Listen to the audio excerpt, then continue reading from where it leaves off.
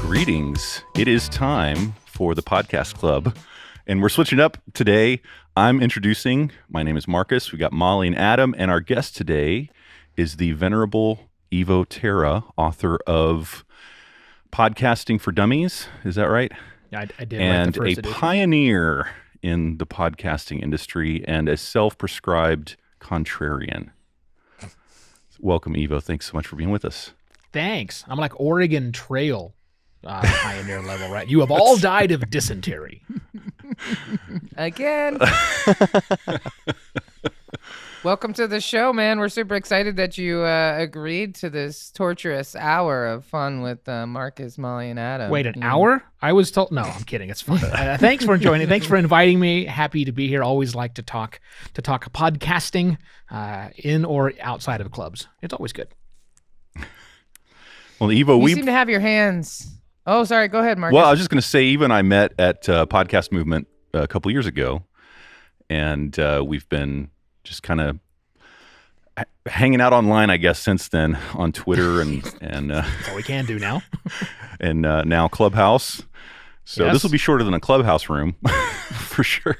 Aren't all things shorter than Clubhouse? But will this application get $1 billion valuation, which Clubhouse just got today? Oh, Maybe. wow. Which is ridiculous. $1 billion. Yeah. That was fast. For an Yeah. app that is 9 months old, that has 9 employees, $1 Good for billion. them. Where are they based? And it, Yes. I don't know. I honestly don't know where they're. Yeah, but Andreessen Horowitz just announced that they are the lead on $1 billion valuation. We don't know how many actual shares were done, how much they actually raised. They didn't raise $1 billion, but the valuation is set at $1 billion, which 8 months ago it was set at $100 million. So there's your 10x right there. So nice. They got a bunch of new Nice. stuff coming out. They got payments and tickets and various cool things. The way I just heard it described was, and I literally just heard this as I was walking into the studio, the way to think about them is the Twitch for audio. Mm. I kind of like that. That's, Yeah, all right. yeah. I got to rethink about that some more because I was thinking of it as the party line for podcasters or for just social media. That just shows my age. So now Twitch for audio, I'm suddenly much younger. I saw you tweet that, and I thought that was a perfect description. Of course, now I'm dating myself, too. So Those of us with gray in our beards. Yeah. that's right. yeah, that's kind of interesting that it's like a platform that's like audio only when the audio is so horrendous. You know what I mean? And there's nothing you can do. You can't control what's going in or what's going out of that thing. Yeah.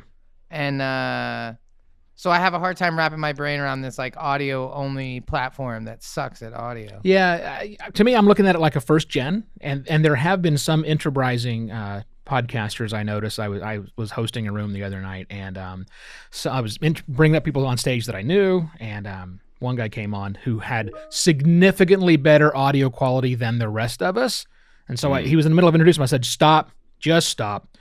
The hell did you do?" What are you doing? Because you're not talking on your phone, nor are you talking on your Apple AirPods. What are you doing here? And he'd use his Rodecaster Pro to plug in his SM7B, so it was, sounding all nice and fine. The rest of us, not so much. So, cheater. So you can do that. You can't plug the. I have not seen anybody successfully plug in the MV7. No, you can't. I've tried. All right. There's something going on with, I think it's their efforts to try to keep people from being able to record the conversations, right. which is in their terms of service. Mm-hmm. So it looks like once you activate your mic to be on stage, it flips whatever control in the iPhone to the phone chip as opposed to like the audio converter chip. Interesting. So,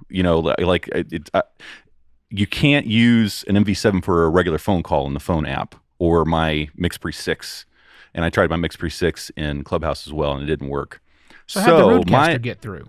Well, the Rodecaster has both Bluetooth and the TRRS It's the eighth TRS inch cable, plug. isn't it? Yeah. So it sees it as like a pair of earpods, basically. Sure. And Okay, so- that makes sense. Yeah, you're plugged into that 3.5 millimeter jack. That's what it's picking up. Ah, I see. Yes. Oh, so it's going straight into one of the little cables into the back of the Roadcaster. It's not Bluetoothing the phone. You to the can Roadcaster, is that what Bluetooth, you're but it telling me? sounds like absolute shit. Really? Yes. Got it. Bluetooth sounds terrible with the Rodecaster Pro. It's awful. Interesting. Yes. So please stop using the Bluetooth, Adam. I just hate everything I try. Just stop using the Roadcaster Pro personally, but that's fine. Go right ahead. Just I'm with you on that, Evo, but yeah. We're in the minority in the Shots industry. fired. Yeah. Shots fired. know. it just I'm not a fan encourages it just encourages bad behavior. You know, it just makes people pretend like they're, you know, wacky morning DJs, and like we don't need any more of that. Seriously. But anyhow, It does. that's just me. You don't like the canned applause when you welcome somebody to No, your Dave podcast? Jackson, I don't like the canned applause when you use that on Oh, the show. snap. I wasn't going to mention him by name, I'll but do it. I love Dave. Oh man, this is gonna be a Yes, I really love Dave good too. episode. Well, we can do Inside Baseball. This is the podcast club, right? I mean, anybody right, listening that's to right. this should know the things that we're talking about. They Yes. shouldn't require a lot of introduction, I hope. right. That's right. Speaking of which, I am proud to announce that our listenership has gone up 400%. Wow. This week. Well, it's not hard to do when you start at 2. Sure. Sure. And I just want to shout out Lithuania. One country below my see homeland. you. That's right. So, yeah. That's right. Look at that. Yeah. Just Maybe they knew you were coming. I guess and so. They were just Yeah. Well, they're always mad at Estonians, waiting. which, you know, I found that I was Estonian like 4 years ago.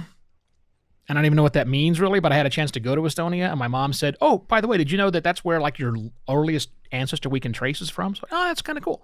So, Wow. I went to Estonia. No one knew me. It was weird. It was a pretty small country. So I said, "Do you know my grandpa? My great grandpa?" No, not really. So, not so much. But cool country though. I like Estonia a lot.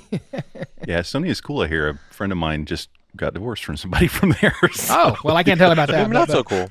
But Tallinn is a beautiful great city. place, but the people not so much. Yeah, yeah. Right. Oh, they were pretty fantastic. All right, so that's Roadcaster. Well- That's geography. What else you guys got? We covered Clubhouse we should already. talk a little shit about the Yeti while we're here, because we can't get through an episode of a podcast club without talking smack about the Yeti. Well, especially coming from the Just saying. author of Podcasters for Dummies. That is the most popular. Is it still the most popular podcasting microphone? Look, when I wrote Podcasting for Dummies back in 2005, it wasn't the most popular because it didn't exist in 2005. Right. We had the Yeti Snowball.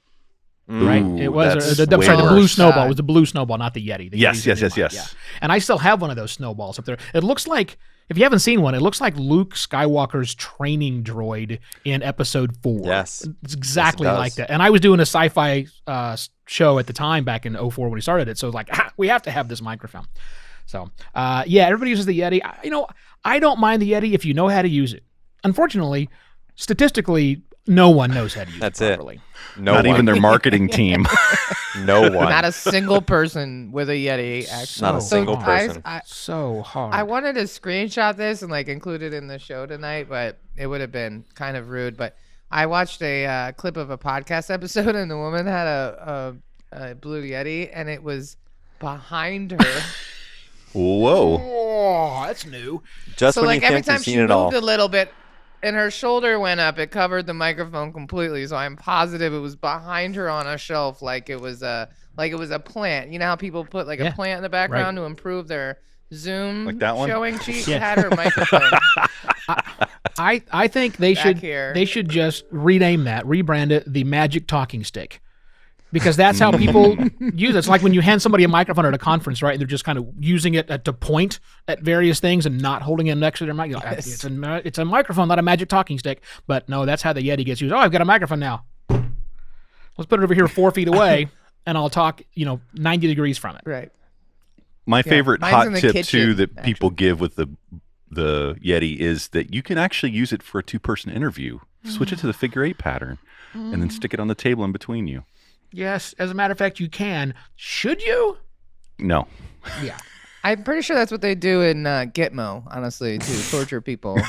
Make them listen to podcasts like- recorded with that. Yeah, we don't use death metal anymore. We just play amateur podcast recorded on the Yeti. That's I'll give you a real world example. I've had 2 bad Yeti experiences in the last 2 months with clients and their guests that I was recording for. So one of them, big, high profile guest, not in the podcasting world, but said in their email back to us, look, we will not do any sort of pre-show setup. We get asked that all the time, but look, we've got a professional studio, we've got professional equipment. We're not. So I was like, awesome, sweet, let's do it. So call up there, and they've got a Yeti extended overhead, and 2 of them are sharing the Yeti side by side, and the Yeti is slightly to the left of one of them. So that was great. And their studio was like most people's studio, their office, which is hardwood floors and nice reflective surfaces all around. So that wasn't great. But the second one, guy had a Yeti, and didn't know. Well, when he starts talking to it, I said, I don't know that you're actually. The microphone's right there, and his mouth is right on top of it. I said, but I have a funny feeling you're not. It's not active right now because it sounds like I'm getting a lot of echo in the room, so it's somewhere else. And he goes, no, it's been selected. And then he turned around to look at the microphone, and it got really good when he was like 90 degrees around. It's like, yes. Jesus, why do they put a giant red dot? Talk here, right? But no, right. Not what they had. So I had They could solve all of audio's problems, and they just care not to. Yeah, right. Yeah. So I had him disassemble it and then reattach it to his mount because it wasn't even a regular swivel mount. I said, pull it off, turn it, and let's put it back there. So he was at least talking mostly directly into it and was able to save that one. But wow. The audio problems. Thanks, Blue, for ruining the audio quality of hundreds of thousands of podcasts. Yes. Single-handed. All they need to do is But just they make a haven't- better drawing with that Yeti just holding it the right way. Yeah. People don't look at drawings. They don't read even. Right. You're right. Put a big red X on top of it. No. Right. And then because no. And then they'll be like, "Do not talk Right, here. yeah, I'm only only spot." talking to the rest of the." Yeah. It should be a green dot and then Well- a red for the. Anyhow, we're not going to fix their problems. Well, Yeti has made podcasters' life difficult, but it's given us a lot of editorial content because we never miss an opportunity to talk shit about That is true. Yeti. It is true. It's pretty easy. I feel like low-hanging if fruit. they would just show up to a podcast convention, we could give it to them straight, but they don't. So we just have to resort they to won't. talking. They used to be there Yeah. all the time. They never will. I mean, back in Really? the day when we were doing them in Really? Ontario, California, yeah, they were always there. They were one of the first ones. That's why everybody used them is because Shure wasn't showing up back in 2004 for these amateur idiots playing at radio. But the Blue guys were there. Yeah, There you have it. Interesting, because they're definitely not there now. I haven't seen them. No, I mean they just send BSW and those guys come out, right? So and then a handful of others, but although Shure Well, does they probably make it. figure they don't need to be because they're the Everybody's number got one it. selling podcast one. They've Yeah. done Right. it. Yeah. Yeah, right. That's why Apple Well, should we Podcast doesn't have a that? booth. Should we- But anyhow, we're not going to do it. The opposite of a Yeti. I have a toy here. Since we're on the topic of Please. gear, Ooh. Okay. I was sent today this beauty, Icon Pro. the Earthworks ICON Pro, broadcast quality XLR streaming microphone. Yes. Earthworks makes super fancy schmancy microphones. Some of the best recording microphones. I'm sure Marcus can go on and on about this. I will. Super flat. That's what they're known for. Like the flattest, Great. best. They can't feedback. There's just no peaks. There's just pancake flat. They are like measurement microphones, overheads, studio mics, live mics, all kinds of cool stuff. And so they came out with a fancy microphone called the ICON Pro. And it comes with a triad orbit microphone Which is also mount, awesome. which is also super overbuilt, great stuff. Now, what is that? What is? This is Talk to me like all I'm right, dumb. So I'm attaching. This is instead of a mic clip, it comes with this mic mount, which probably by itself is like, I don't know, It's $40. $50. Yeah, $40. Yeah. Like industrial grade. Complete swivel. Right. Yep. Mm-hmm. So you can position it however you need to. So if you're going to put it on a boom stand, put it on a desktop stand, you can put it where you need to. They actually have like a base. They kind of make like an erector set for microphone stands, like on a really high level. Yes. Ooh. The stand I priced out for what I've got here for my video setup was going to be $1,200. They ain't messing around. Nice. Yeah. I sell a bunch of them to like people in like the medical world, and they put like big misting devices on top of them because they're like 100-pound stands. Like they ain't. Yeah. They're built to last for forever.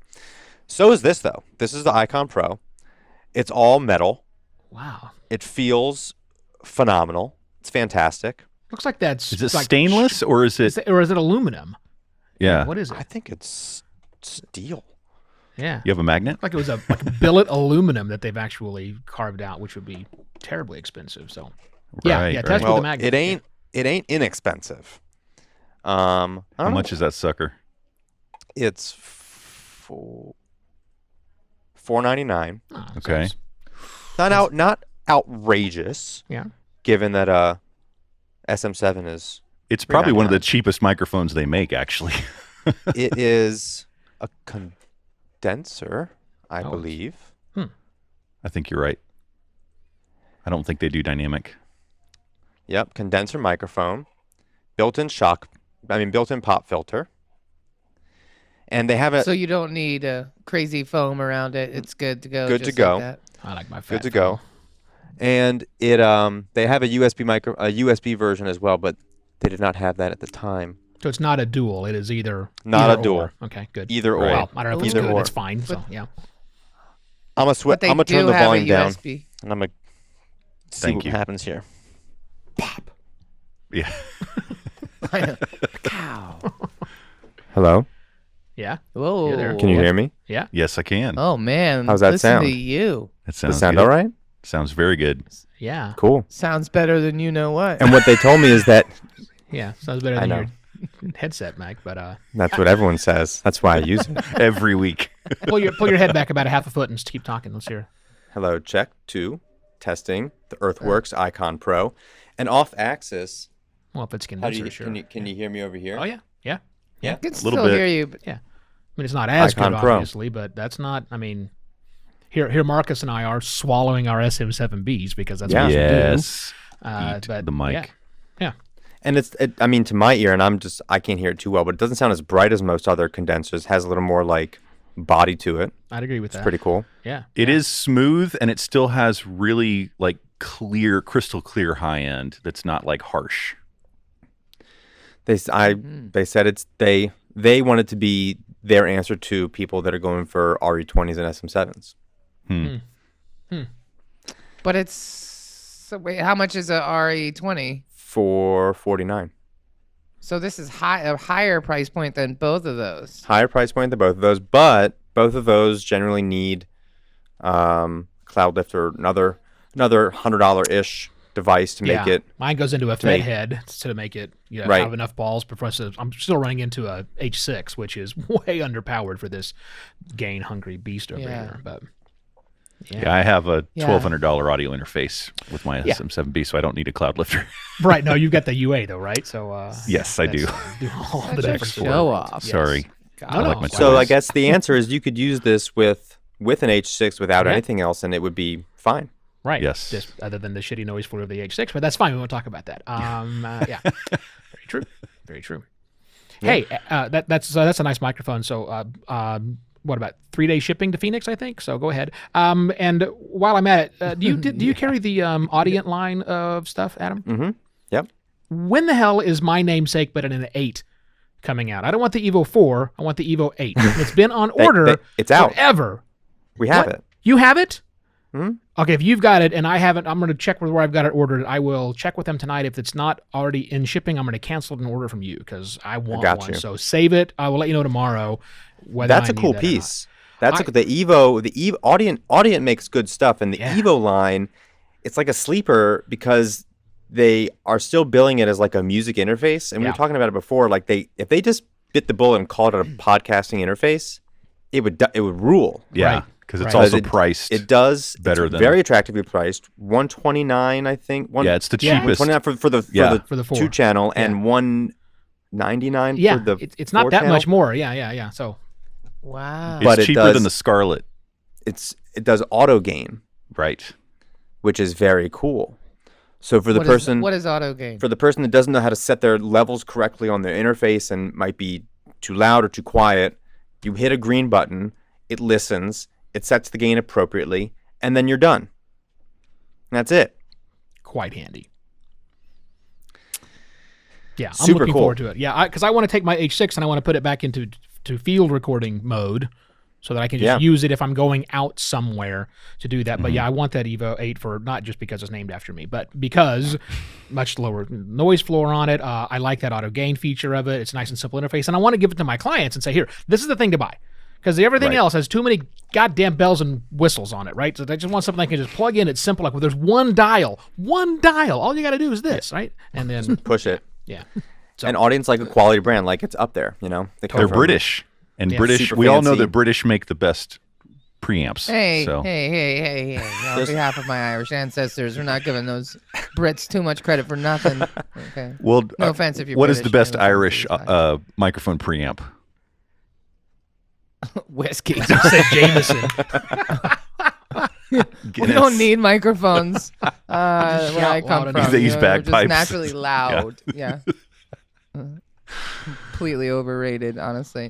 Yeah, so Evo, Adam, you know him from Podcast Outfitters, but Adam is actually the grandson of Chuck Levins, and Chuck Levin is the oldest music store in the DMV. It's a 60-year-old family business. So Adam and his ancestors, if you will, his elders have been selling music equipment for a lot of years. So anything that you might not see on the Podcast Outfitter site, you can certainly get from Adam directly because he has anything that could make sound or record sound in any capacity. You can get from Adam. I may be in market soon. I need to replace my bass guitar. We do that too. Because I sold all my guitars when my wife and I took off and had our shared midlife crisis in 2015 and traveled the world for a year. I carried with me a bass, an acoustic bass, which I used to write all my stuff with. And I said, I'm going to take that with me on this trip. And after schlepping it around 3 countries, I got to the UK and went, I don't want to schlep this damn guitar around the world any longer. It's a pain in the butt. So I'm sitting at an open mic night in Knutsford, England, which you've never heard of. It's about 30 miles outside of Manchester. It's where all the they call them football players. We would call them soccer players live. And we're sitting in a pub, open mic, met a bunch of locals. They were really helping us because we're the Americans in this little bitty tiny town that gets 0 visitors. And we're there for 3 weeks for no apparent reason. So we were quite the anomaly. And this one guy had this beautiful Takamine guitar. And he was up there. It was like beautiful, like pinkish pearl inlay to it. Just gorgeous. And I was admiring the guitar. And then it was her turn to get up on stage. And it was like, oh, pretty guitar. But anyhow, turned out this guy comes back down and I had several things drinking and we got to talking and he said, so I heard you have a guitar you're not playing. I said, yeah, I'm thinking about getting rid of it. It's an Ibanez acoustic 4-string that I just tired of carrying around. He said, well, I'm curious, how much would you want for it? And I said, well, I think I paid $250 for it. So, I'd like to get, like that. I said, I'll give you $250 for it. I said, okay, great. Shows up the next morning with 250 pounds. Nice. Yes. Wow. So I made an extra 40%. There you go. That's awesome. Happily handed my guitar over and said, you betcha. This gets me like 2 more countries with this right here. This is great. So That's awesome. But now I've been back that was a long time ago. And, during this, I don't know about you guys, but I haven't had a lot to do for the last 9 months. Not a lot of activities going around. It's like, oh, maybe if I sit around and pluck on a guitar a bit. So anyhow, I may be in the market for a new acoustic. That has been a common thread. Yeah. Many people picking up a guitar the last couple months. Back at it again. Maybe so. Yeah. We shall see. Especially with those incentives checks rolling in. Yeah, right. Yeah, thanks, government. So Appreciate many. it. Yeah. So many spent on guitars. It upset me for a great long while. And I was like, why are you guys saying this? Why are you guys saying, I'm just waiting for that check to come, then I'm just going to buy that guitar. I'm like, no. Food and shelter and life are important. Like, wait a couple days. Yes, they are. But nope. What's life without Guitars music? instead. Amen.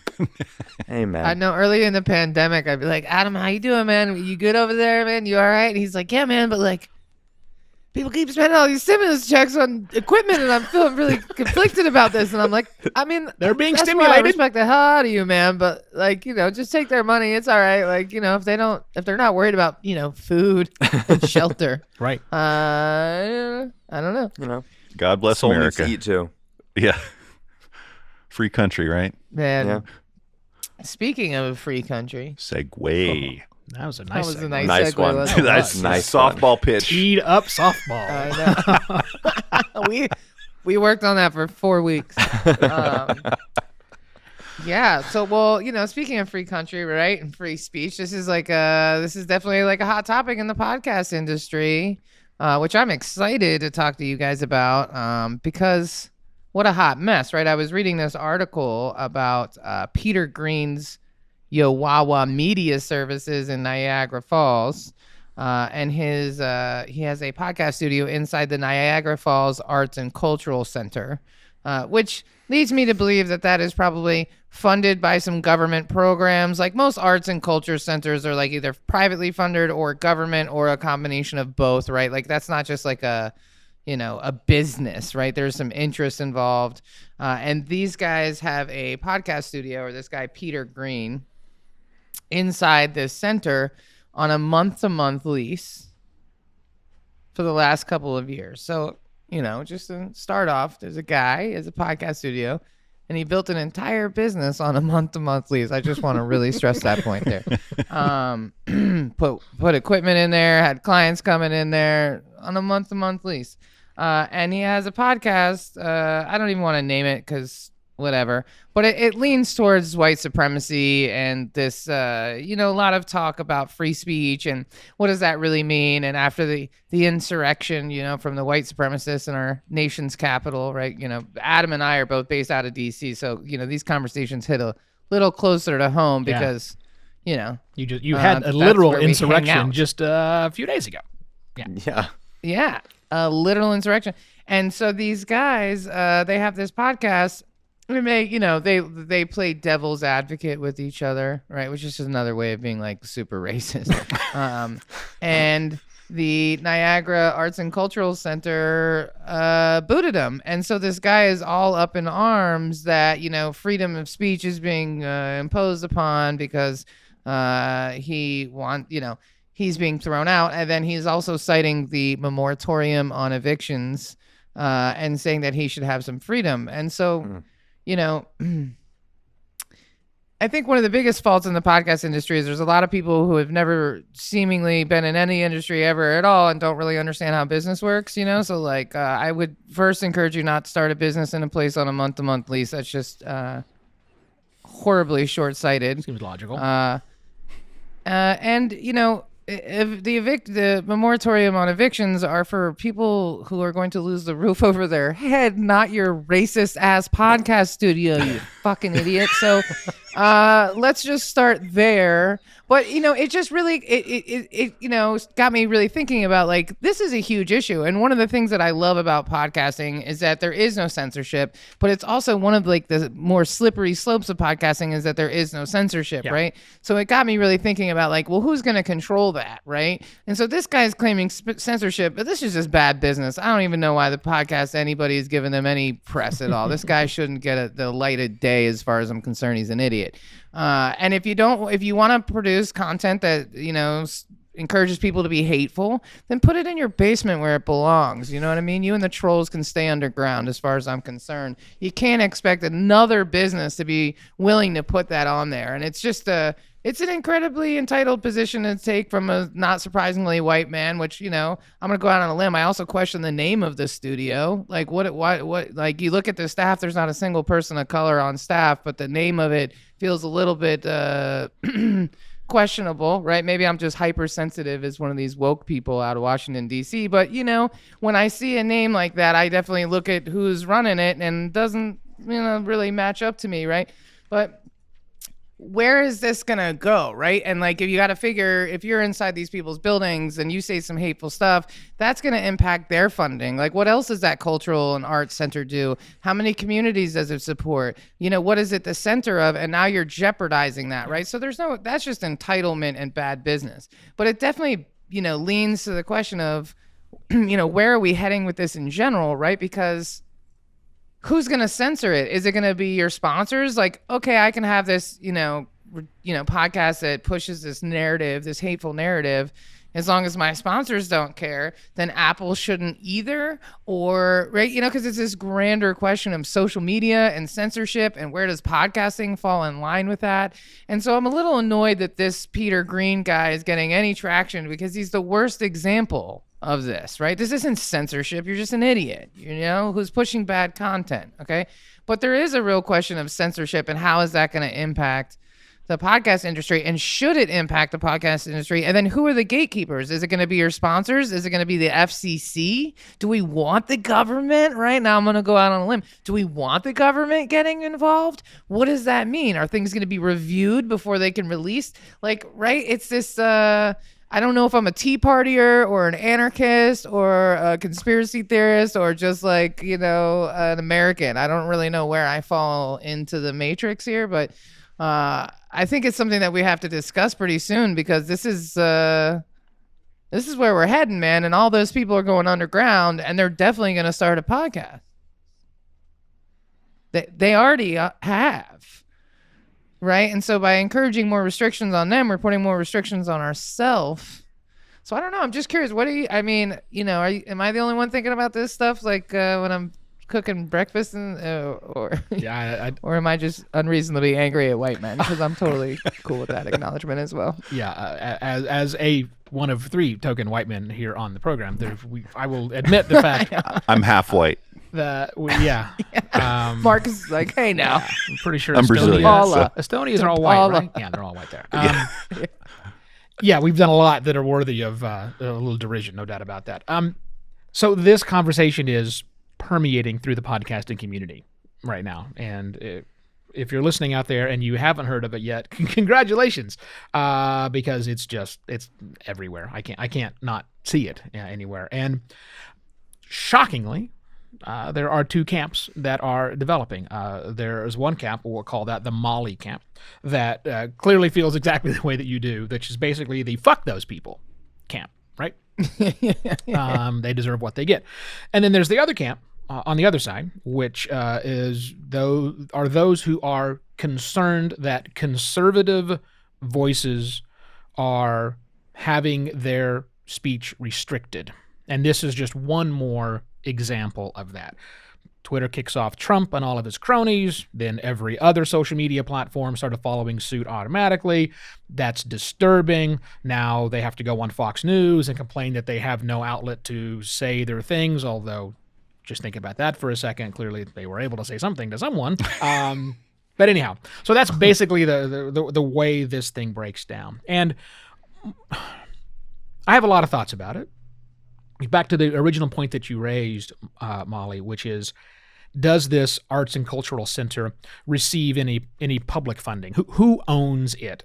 I did a very limited amount of research on this when the news broke a few days ago, and there wasn't anything obvious on the page that says this is a joint partnership between this and the Niagara Family Area, a Chamber of Commerce, which is a private organization, or the city and funding. So they probably receive some grants and funding for it, but the big question that I would have for that one is does that denote ownership? Because if it denotes ownership, if the government does own a piece of it, then I think that there is a First Amendment issue that comes in here, because the First Amendment says that Congress shall make no law restricting speech, right? So if the government owns it, then even if the guy is spewing out white supremacist, insurrectionist stuff, then the government's hands are tied, right? Then even if they wanted to pull him off of a platform, they couldn't do it. Which begs the next question of, well, there was a time when many of us, and I was one of them, were arguing that maybe the internet should be regulated like a public utility. And if you regulate like a public utility, then when we can't have these businesses making some silly decisions, and you have to do equal access, and so better broadband spread out, there's all sorts of benefits you get from that. But the minute you make it a public utility, then you have that First Amendment right.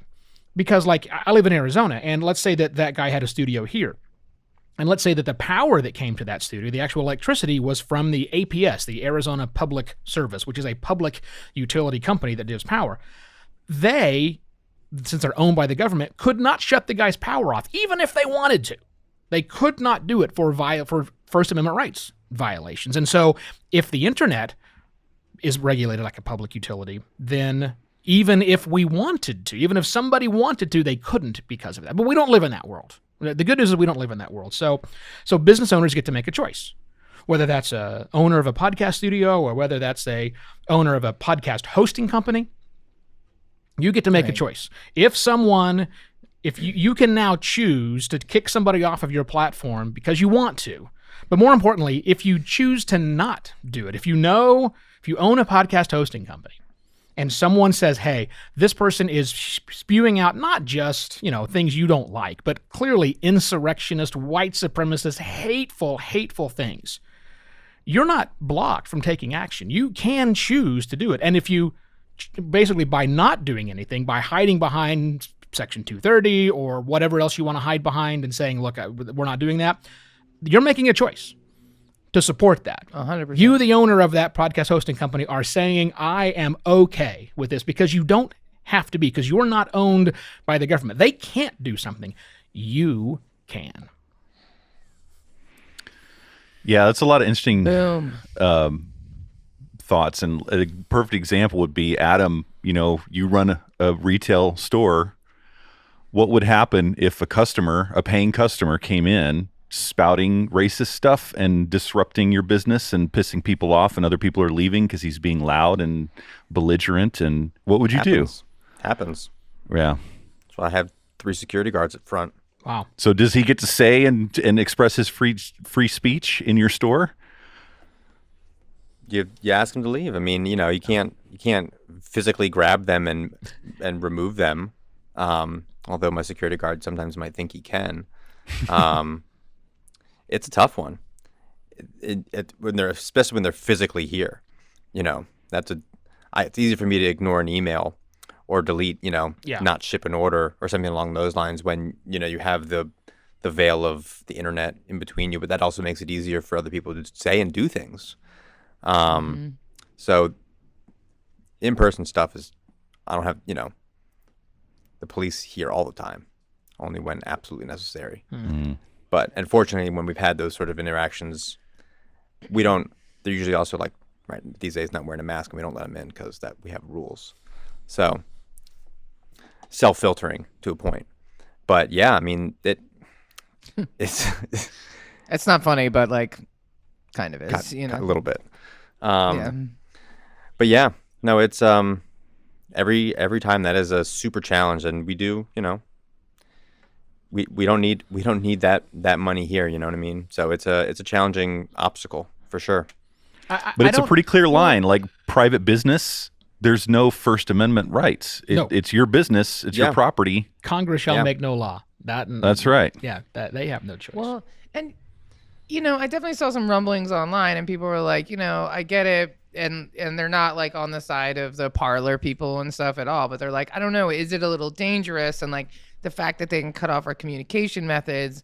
And I'm like, well, if you're trying to start a revolution on Twitter, that's some 21st century bullshit. Yeah. You should probably learn Morse code and get a radio frequency, bro, because you can't you know what I mean? To think you took away this commercial product that was going to help me overthrow the government. Yeah, dude. Entitlement. That's kind of how it works, right? And I think what you hit the nail on the head, Evo.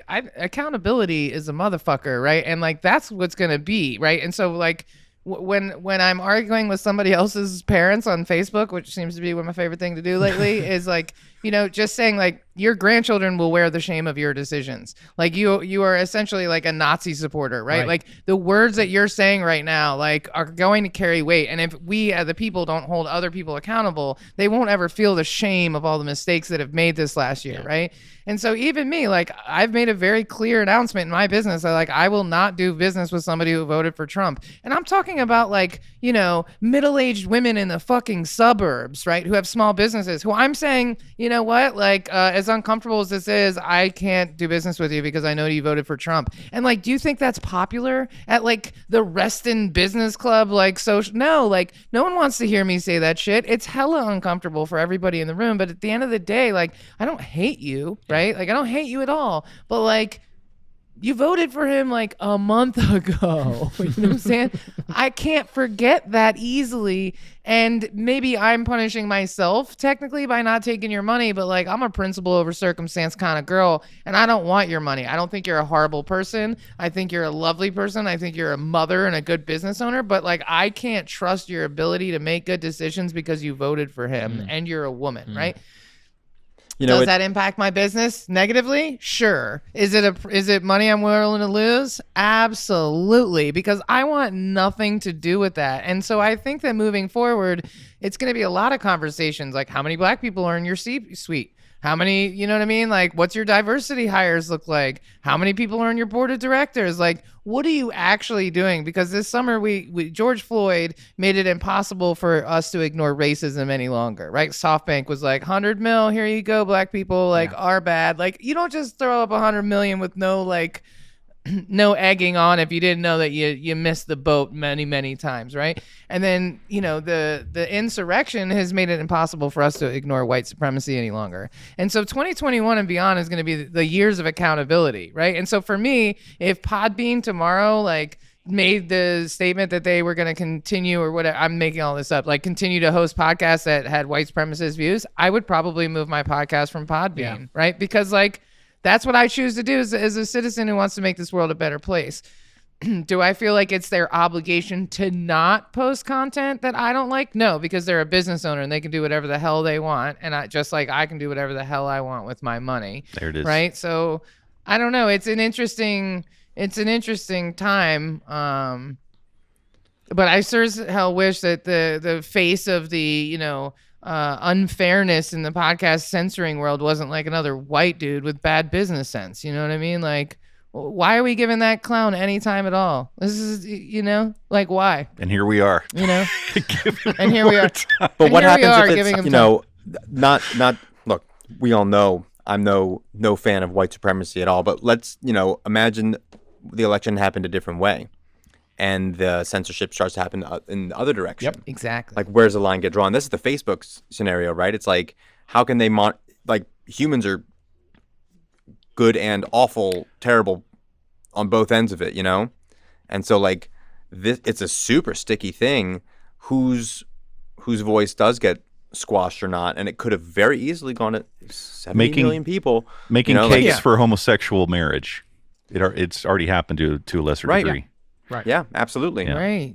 Absolutely. Yeah, that slippery slope is. That's why it's as I say, the slippery slope is kind of an interesting thing to go on. But you know, at the same, and I get it. I mean, I that's why, you know, companies like the Electronic Frontier Foundation are being very careful about this because they get what happens. I mean, that First Amendment right is there so that you, as an individual, can say things and that you can't be squashed by the government from doing those things. And I think that as a country, largely, not always, but largely speaking, having the ability to have your contrarian voices or voice heard, to say things that are unpopular, to criticize the government, or to speak out against things that you feel are wrong, I think is generally speaking a very good thing, and it's one of the things that sets America apart from not every other country, but certainly some other countries. I mean, I lived in Thailand for 3.5 years, where you literally cannot talk about the monarchy, any of them, living or dead, or just be kicked out if you're lucky. You'd be lucky if you get kicked out because it's a very, very, very, very bad scene there. So I've been through it a little bit, you know, but at the same time, I think we need to make sure that we don't take too much of a big swipe at this. I mean, right now my ire is completely on those who are supporters of white supremacy. Any sort of that extremist point of view, I don't want to hear. I don't want militant religious people, hosting on this content. You know, whether you're voting for the next Crusades because you're that crazy of a Christian, or you're a supporter of ISIS on the other side, right? Those are bad voice. Your entire reason for being is to sow destruction and salt the earth that you walk upon. That's not a voice that. And I get that may be protected speech again, though, that's protected speech from the government doing something about it. But us as people can make choices. And I can choose not to listen to it. And if I was running a hosting company, I have previously, I hosted some content, some audiobooks. I used to run a site called audiobooks.com, and we would host anybody who wanted to make an audiobook into a podcast. We would host that content. And there were, I think, 3 times when I had to, 2 of them were crazy nonsense, just horrible hate-filled stuff that didn't take very long to recognize that was really bad stuff. Yeah, and one was just an asshole, so I didn't want his stuff on there. And he's a real estate agent, just a jerk. So I said no, and I can do that because it's mine. And he wanted to throw his lawyers at me. I said, go ahead, I'm good. So did not. So he's like, I'm gonna make my lawyers force you to take my money. Like, bro, it might be time to reevaluate your method. Yeah, and also it was a free service I was running. So sure, go right ahead. Right. Got you right here. No. So yeah, I get the argument, and I understand, and I have sympathy for the I have many conservative friends, and I am sympathetic to their plight.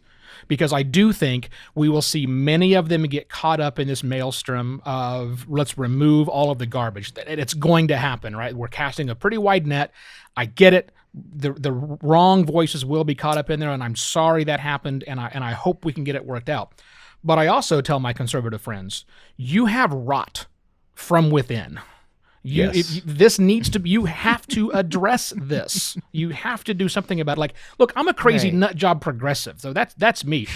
The Democrat, the left has been dysfunctional for years. Why they can't govern for shit, right? So we get it over here, but there's conservatives, you guys have been relatively lockstep, but now it's just, I mean, Josh Hawley, this is getting terrible. So you got to do something about all these things. That's my new curse word, by the way, Josh Hawley. Instead of saying, God damn it, I'm going to just shout Josh Hawley and see if we can make that a thing. My favorite new thing is anytime anything is wrong, I go, Joe Biden. Because they're blaming him for everything. They're like, 400,000 people dead. Joe Biden. Like, we just did thanks Obama. We got done with that 4 years ago, and now it's already Joe Biden. Shit. Right. Joe Biden. Like, my heat's not working. Joe Biden. Terrible week he had. 36 hours into his right. Anyhow, so. He hasn't fixed everything yet. Not quite yet. But yeah. Well, and I hear you, man. It's I'm not holding my breath on that one either, but that's a whole other podcast, right? But yeah, I mean, it begs that question, Adam. It's like, and this is kind of where I find myself getting caught up online because people are like, well, what if, right? But the what if isn't happening, but people are in the Capitol building. So, like, you know what I mean? And I hear the what if because, like, I don't want to be censored either, man. Like, I'm like, I'm the original, like, screw the man and, like, let's buck the system. Like, you know what I mean? That's, like, who I am. So I don't want to be censored either. But the reality is that, like, it's like if you're working with like toddlers, right? Like you have to have some accountability. You have to set the tone. You can't not punish kids because then what if other kids? No, man, you gotta like you have to set the tone. And so what we did is we're like, well, if we censor them, then we have to censor everybody. And then now we just have white supremacy like raging through our nation like a brush fire. And because we've made it seem like being fair is more important than being good or decent. And I feel like that's how we got into this dumpster fire and how people like Fox News are able to just lie. Like they lie. Yeah, flat out. Well, and don't get me wrong, the Democrats, like I'm not, I hate when people call me a libtard, stupid dem or whatever. I'm like, I voted for Ron Paul, man. I don't even know. I'm just kidding. It wasn't Ron Paul. Who was that guy from back in the day? That whatever. Perot. I don't know what I am, but I don't like labels. God damn it! So don't call me anything. But like they just lie, right? So I think we need truth in advertising. We need Dudley Moore in that movie Crazy People. Do you guys remember that? When he was like, Volvos, they're boxy but good. Like we need truth in media, right? Like there should be fines if you lie. Yeah. And you're the news. So I do a couple steps back the last couple of years on that one. I come from start there? The conservative Christian culture, and I live in Tennessee, which is one of the worst states right now as far as education, as far as healthcare. Like it's Tennessee. COVID. It's like at least we're not Kentucky.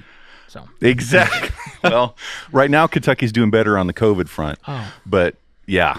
So anyway, I have a lot of, and their two senators are, our two senators are equally as bad. So anyway, but all that said, I have become more and more progressive these past few years, and it's not just because of Trump. It's just because like what you guys are saying, I'm sick of people just not wanting to rock the boat, because that to me, I encountered it when I was touring with Christian bands in the Christian music industry here.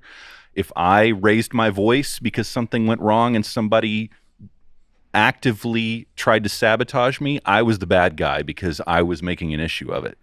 And I feel like it's the same thing. There's this cultural thing of, well, you have to, everything was with grace and mercy. And it's like, no, I am calling out these racist jackasses. Yeah. They need to stop, and they need to not have a platform. And, I have people that I love that are racist. And it's like, I'm not letting you say that. I'm sorry. And why? Okay, let's just not talk about it. No, we have to talk about this. And that's the thing that anyway. Well, I'm with you. That is one of the hardest things I have done. I mean, I'm oddly enough, I don't really like confrontation, which is weird because I get into fights a lot. Only online, where I'm really, really good at an online fight. But I have had to kind of make it a personal mission that, look, I can't. I grew up in Oklahoma, so I'm right there with you, Marcus. I grew up in a town with 2,500 people. There were 27 people in my graduating class, and there wasn't a black person in the county. So right. That's what I grew up with, right? I didn't grow up in a racist household, because that wasn't the case with my mom, but that was certainly the area that was around me. And no, there was actually we had a next door neighbor that was a Jew. Holy cow, that was a big deal, right? So anyhow, but I have had to, over the last several years, recognize that it's incumbent upon me to say things when people who I respect and admire and want to keep friends in my life are saying dumb things, whether they're sexist or whether they're racist. I need to tell them, dude, that's not okay. Right. And I have taken it upon myself to do that. And wow, does that hurt sometimes? Yeah. It is quite painful sometimes. I have taken many lashings for it, but that's okay, because I'm doing it from to steal from the Christian mindset. I'm doing it from a point of goodness. I'm doing it to really help. And even if I can't help that person and it burns the relationship, I've at least shut them up so that they're not spewing hatred and pissing everybody else off that's around. So, and I do admit that I've basically gotten to the point where I've got all this pent up angst, and it just unloads on whoever the first unfortunate person is that opens their mouth and says the wrong thing in front of me. But it's just with everything going on, it's like high time that we have to speak up. We have to make issue. We have to talk about this stuff, and we have to listen, but we also have to acknowledge the truth. We have to, and I feel like what we've talked about here is all truth. It's all, all the stuff is valid. So got to bring it up. We need to talk about Kevin, which is a great movie if you haven't seen it. It's really wonderful. I have not. You should watch that. It's one of my favorite things to do is when people who I know who have kids, because I had my child pretty young, but and now my child has children. I have a grandchild. So when friends of mine say, "Hey, what's a good movie for the family to watch?" I always recommend we need to talk about Kevin. It is so not a family friendly movie, but it's not like it's like full of horrible things, but it's just you should just watch. We need to talk about Kevin. Definitely do it with your when your children are around, especially that one that you've always had your eye on, because we need to talk about Kevin. It's really terrible. So there's on Facebook and on Twitter they've done you got to give them a little bit of credit where they try and put things beneath. Yeah. Like obviously, Twitter's been doing a good job of that. Yeah. They've been doing a good job flagging it and then posting other articles so that the human on the receiving end of this can make some sort of informed choice about it. And is there an audio equivalent or potential to hey, by the way, what you're about to listen to is like, we were talking about Clubhouse before we got on here. Like, that's wide open. Yeah. There's no filter. It's happening right now, real time streaming What is there to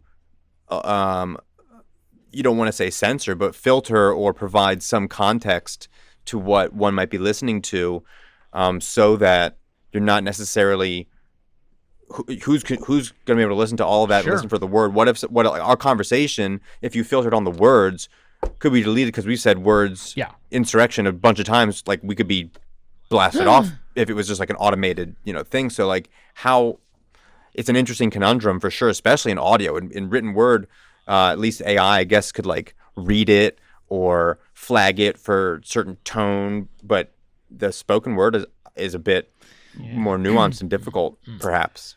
I think it'll be more like Yelp meets the Better Business Bureau. It's like enough people ping it saying it'll be, like the ways of podcasting, right? It'll be like user I like that. data defined. Like if you get, 10 people who are like, what the, then like it gets flagged for review by somebody and then a real person. But then like, who owns that? And is that a company that gets paid to do that? And who's paying them to do that, right? It's such a slip, not to overuse that word, but Marcus, when you were talking, it really, it got me thinking about, it's kind of like being a woman, right? Like whenever you're a woman and you stand up and you say, hey, that guy actually raped me 10 years ago, or that guy raped 3 of my friends, or that guy's abusive. No one wants to hear that. And you get treated like you're the one with the problem and you're crazy and you're emotional. You're making a big deal about it. Like you're totally gaslit, Absolutely. And so it is similar because now we're in that same position where if we're like even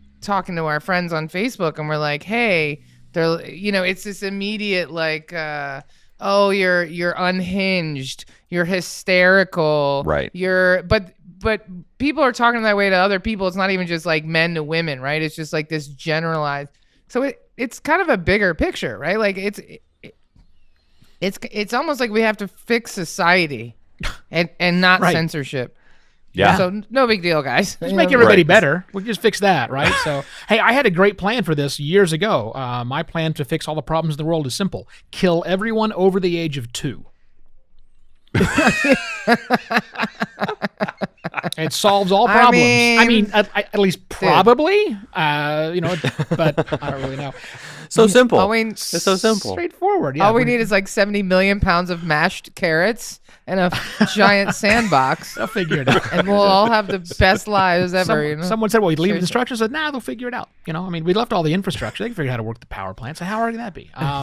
Right. Actually, Adam, you bring up an interesting point. And as you were talking about that, how do we flag audio content as the much in the way that Twitter has been flagging some of these, idiots out there.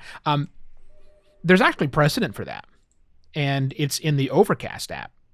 Right. Marco Amit, the creator of Overcast, has a feature in Overcast where not certain, but when you subscribe to a podcast that is on a network like Acast, which has dynamic advertising, or Megaphone, which has it in there, he has chosen to put a warning notice and a warning icon that says, the content you are listening to, this content may make you, they have the ability to track you, basically, is what he is doing, right? So he's done that.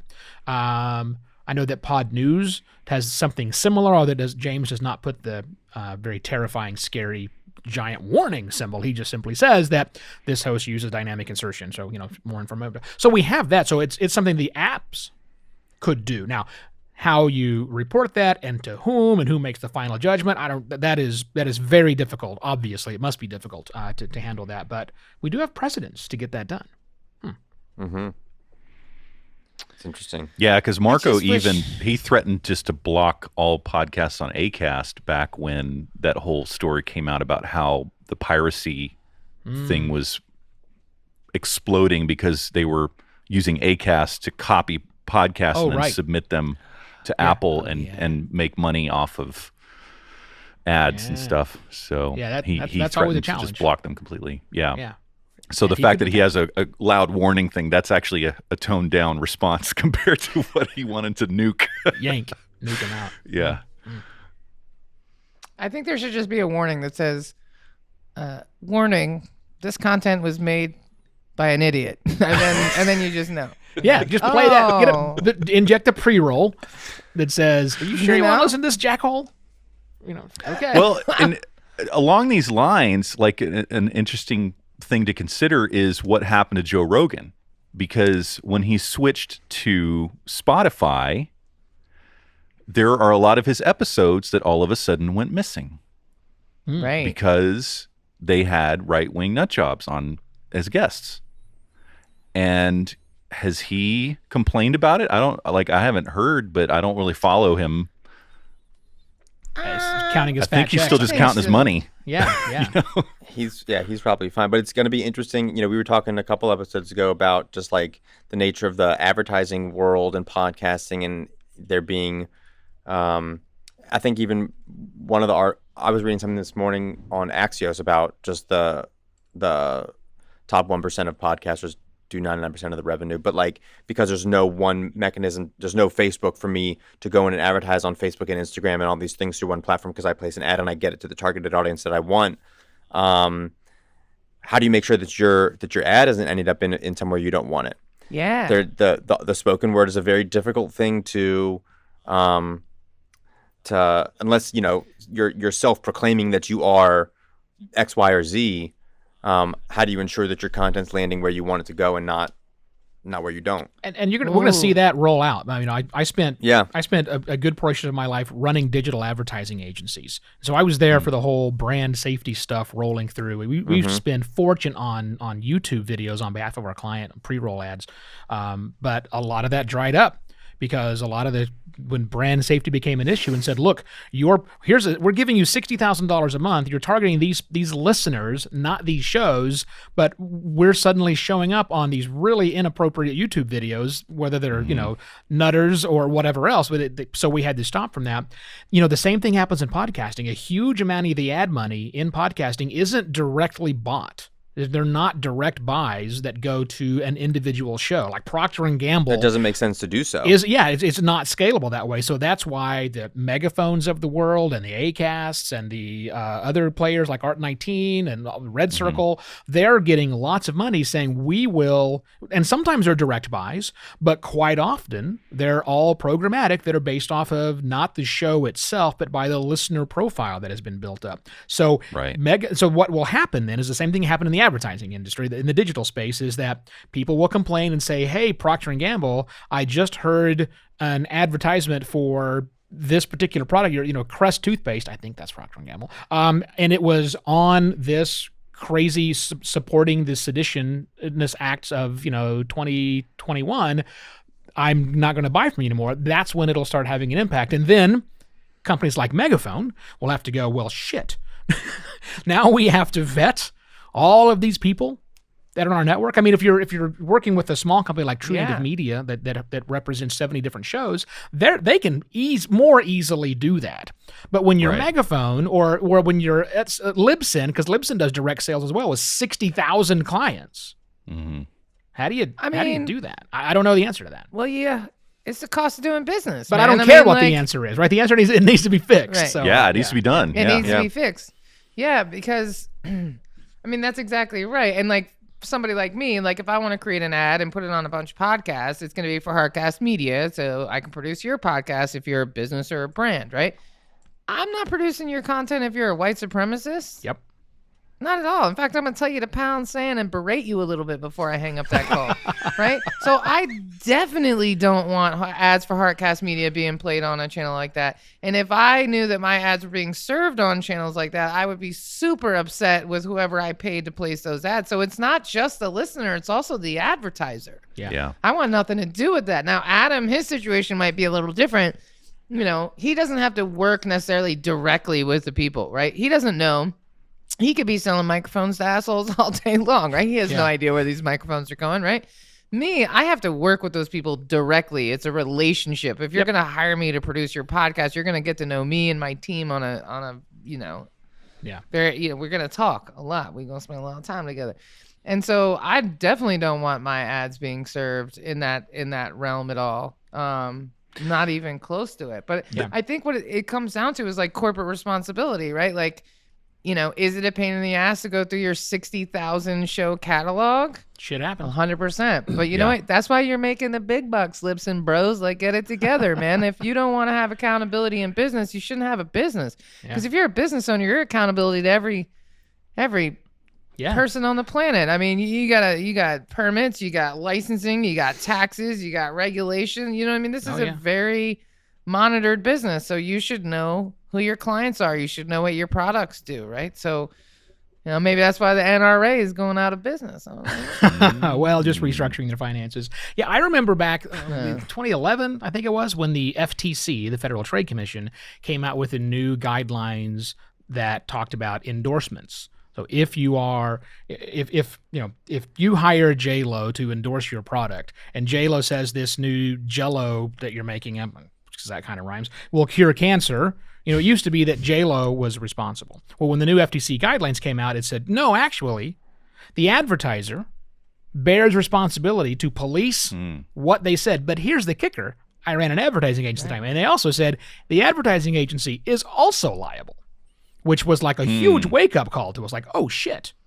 Yeah. Now, we have to make sure, because we had an influencer marketing program way back at the time, and we were doing some social media marketing with them, so we had to make sure we had to put in governance to police all that, because before it was just simply, we've selected them, we ship them out, we do some air checking or whatever to make sure that it's all gone on there, but now we have to read every post that goes out to make sure that they've said a disclaimer, and that they didn't. We actually have to watch the videos or listen to the things to make sure they didn't make any claims that were somehow inappropriate. So it was a huge pain in the ass. But as you said, Molly, it's the cost of doing business. If that's the line of work you're in and them's the rules, you play by them or you get out of that business, because you can easily get out of that business and do something else.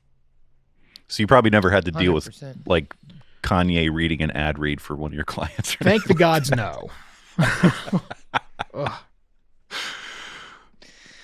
Well, yeah, and that's a really interesting question too about what you said, Adam, about just like, Spotify and Joe Rogan, because in that instance, Spotify is the one that censored Joe Rogan, because those episodes didn't go from YouTube to Spotify, and so Spotify is the judge, jury, and the executioner, because technically they own Joe Rogan. Yeah.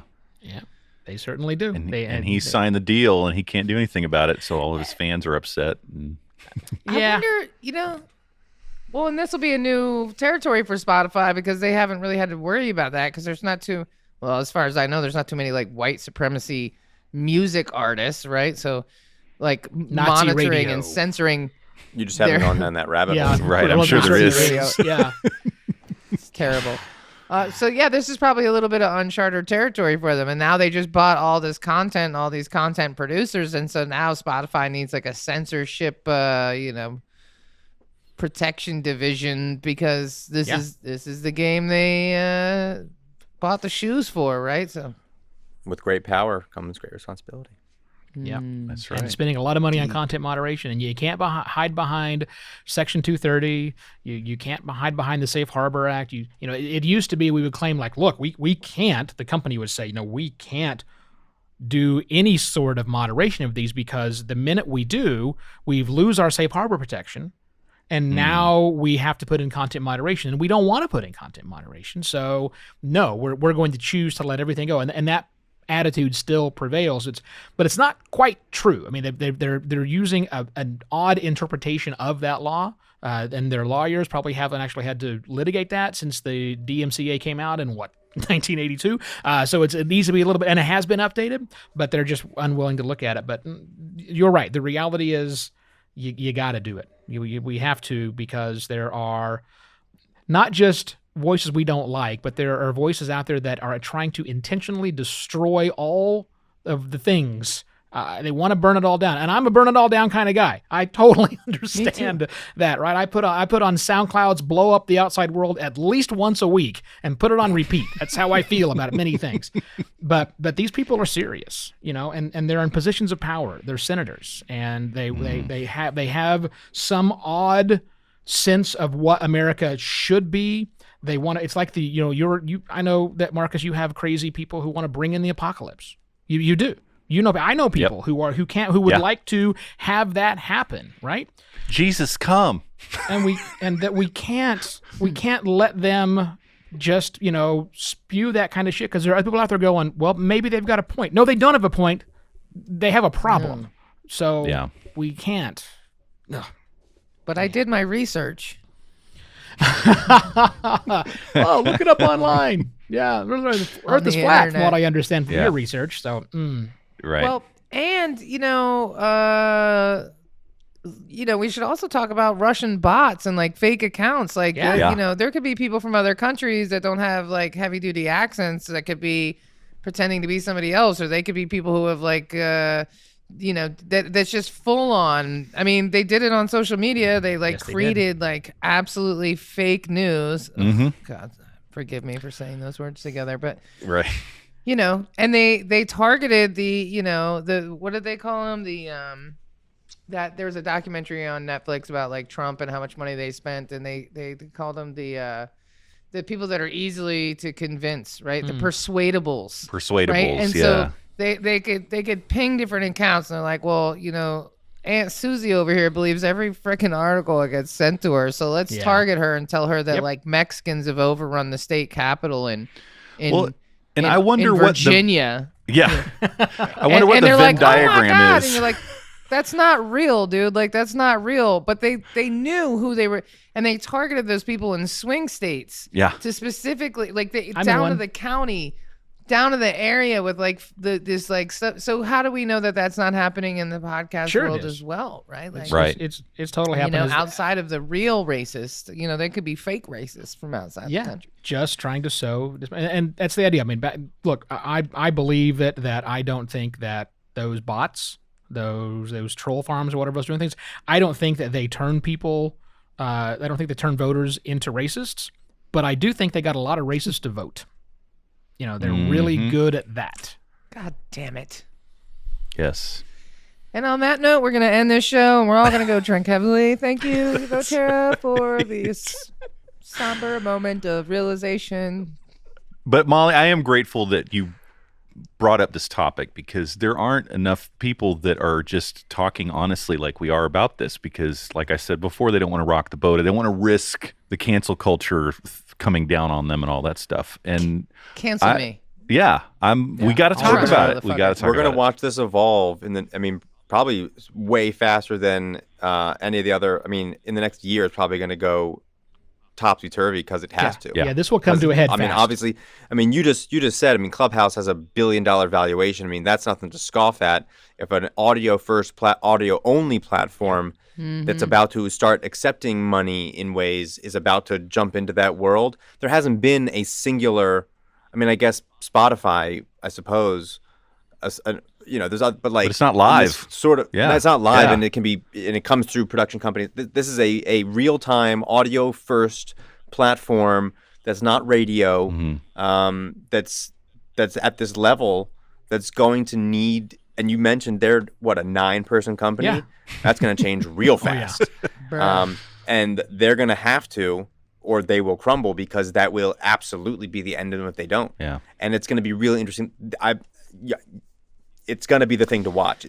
How they evolve in this world is going to set the benchmark for how, if they're at that level already, it's going to be how the rest have to respond. And I think we're going to see it happen with Clubhouse. That's super interesting.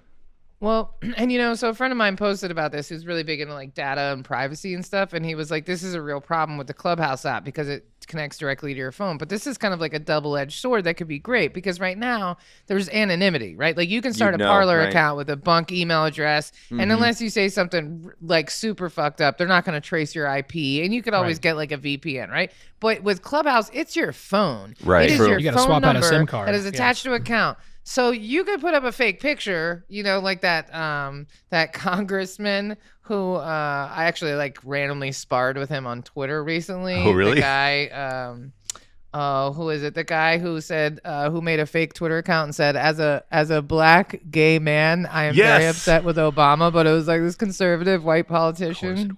Of course it was.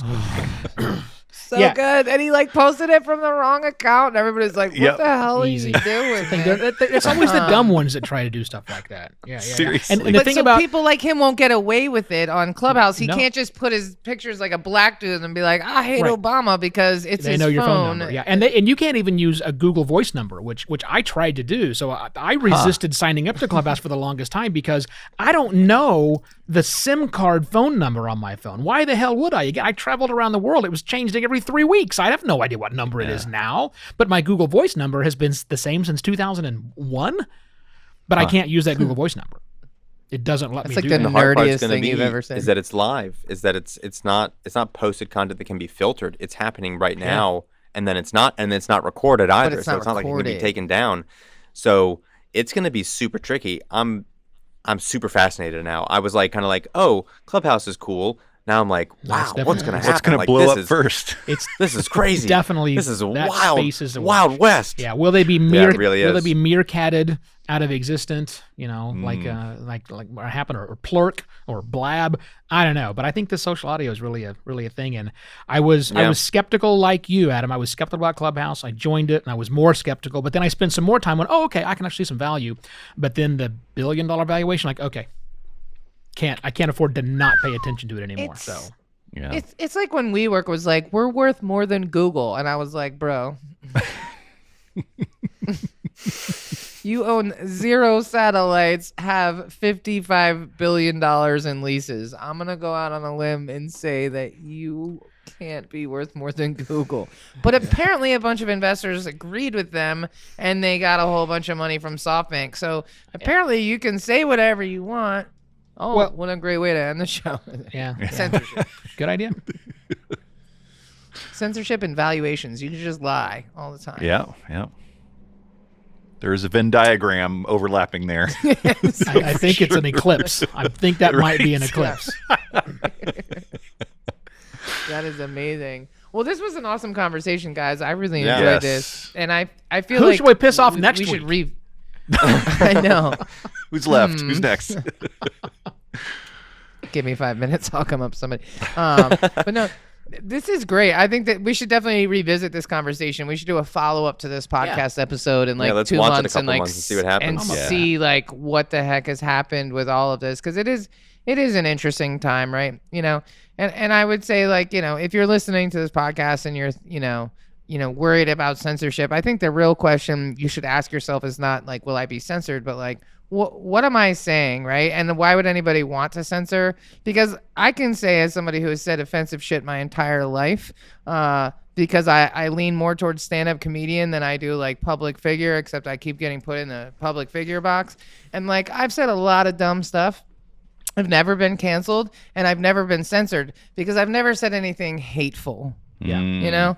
I've said a lot of stuff about making myself look stupid, and I made bad jokes about, you know, eating mushrooms in the Orlando airport and things like that. But that's another episode. The only way to make Orlando better right there. Yeah, it's the only way to make Orlando fun, to be honest. Amen. You know, but the point is, I've never said anything hateful. I've never once been worried about being censored. You know what I'm saying? Like there's. I mean, I'll raise my hand and say I have, right? So early on in the podcasting world, right? The audience really responded when I turned my natural personality up to 11 and really tried to push the edge. And so I did, for the sake of really 2 easy jokes, have said some things that were bad that I have been called out for, and luckily called out for some of the people that worked with me on this show. And I owned up to it. And I'm very happy to say that those episodes no longer exist. But it's not like they didn't take them down because I wanted to hide them. I mean, I've said it publicly. I said some terrible things, and I'm quite open about that, and I'm happy that those are gone now. So yeah, you can fuck up, just, you know, own up to it. And, you know, I did it because I thought it was funny, but in hindsight it wasn't funny. It was just, you know, super easy jokes. And it's not, I still make that mistake from time to time, but at least now I'm self-aware enough to go, hey, dumbass, you know, that 7-year-old part of your brain thought that was really funny. No one else did. So stop and own up to it. So I have. 7-year-olds are pretty funny though sometimes. I'm just saying. Apparently, Molly also has a 7-year-old part of her brain as well. Good. All right. Well, I know. I'll share a couple of dick It's and like fart jokes with you 14, then. really. Yeah. Oh, man. Well, Evo, this has been awesome having you on the show. We definitely appreciate you stopping by and hanging out with Thanks. us and chopping it up about all things podcasting. And we'd love to have you back on the show again. We'll definitely have to revisit this conversation. And hey, maybe we should jump into a Clubhouse room, guys, and take this thing to the grand stage. That's right. Absolutely. See if I we can do get plug my censored. roadcaster in. I do like 3 Clubhouses every week. So, yeah. So, yeah. Trying to do that on a regular basis. I do my Friday show. Gotta get on that. I do a show every Friday at 11. I'm doing, well, I said a 3-week. That's a lie. Let me fix that. I do a show out at 11 o'clock Phoenix time. So you figure the math because Phoenix doesn't do daylight savings time, so that changes once a year. So weird. So I do 11 o'clock show where You didn't know that, Adam? Yeah, and I love. What? Yeah, I know it's really complicated. So right now it's 2 hours away from you, Adam. But when you change your clocks, I effectively change time zones. I go to California time. What do you call your time? It's always Mountain Standard Time. We'd never leave that. Yeah. It's just It's just don't- time. Arizona's mountain time. It's always Mountain Standard Time, not just Mountain Time. It's always Mountain Standard Time, and that's an important distinction. So, Right. yes, I know. Try it's weird. touring with that through the country, Adam, for a decade. Yeah, it's tough. Yeah. Yeah. Really, It's really. like, what really time is it? You're like, are we in Arizona? Like, what Right. the fuck, man? What time of year is it? Yeah. tough. Yeah, but not on What the does Hopi that even reservation mean? because they actually do. Anyway, we're not gonna. Oh man. Yeah. 11 o'clock on Friday, I do podcast pontifications on Clubhouse where I just invite the audience to come up on stage and we pontificate about a topic like I do on my show on Monday, Tuesday, Wednesday, and Thursday. And then on Sunday, I do Podcast Fiction Sunday, where since I'm a big fan of podcast fiction. I don't make podcast fiction. I don't produce podcast fiction. I just lot of love to work. consume. Yeah, too much work because I produce other content. I know how much work that is. So no, thank you. So that one I just come on and talk about podcast fiction I love and invite others on stage to talk about the podcast fiction they love. And then starting just like last week I did this, I'm going to start doing it every month.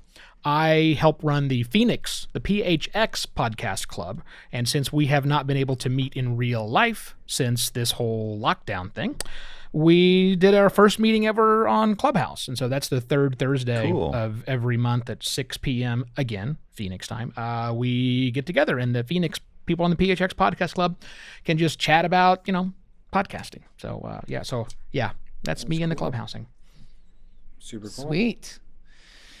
And anywhere else can people find you? Oh yeah, because you can't to find me on connect with you? Clubhouse because Clubhouse doesn't work that way. But Right. Yeah, so definitely podcast pontifications is where you can find all of my past. I just did as of this recording 381 episodes of my deep dives, philosophical rants and diatribes in the future of podcasting and what we as working podcasters should be thinking about. Not a how-to show. It's not a 101. It's just, hey, let's talk and think about podcasting for a bit. Only 9 minutes or so that's nice and short. And other than that, you'll find me, I'm Evo Terra on Twitter. That's my social media drug of choice, and I'm always on the Twitters, so hit me up over there. Sweet. Awesome. Awesome. Thanks, Evo. Well, thank you very much for being on the show, and I think we'll wrap it up with that. Thank you Awesome. for tuning in. If you found this content to be valuable or interesting or funny, please consider watching it on YouTube and liking the video and commenting on it, and maybe even sharing it if you're feeling extra saucy. We always appreciate that. Maybe we'll get our listenership up another couple 100% this week. We Sky's need the limit. 5 people. That's all we need. Just 5 more people. We're in there. But no, seriously, thank you guys for tuning in. Thank you guys for being here. This is my last week with the brick background, guys. I will be in Costa Rica during our next recording Yes. with the jungle behind me. So this is it. This Wild. is the farewell from the DMV episode. And the next time you see me, I will be slightly less pale. Don't catch COVID on the plane. And what? How could you say something like that to me? Jesus Christ! And on that note, Yeah, Happy I'll trails. never see you again because this is my last episode. Oh my goodness! All right, guys, thank you. Podcast Club out. We'll see you next week.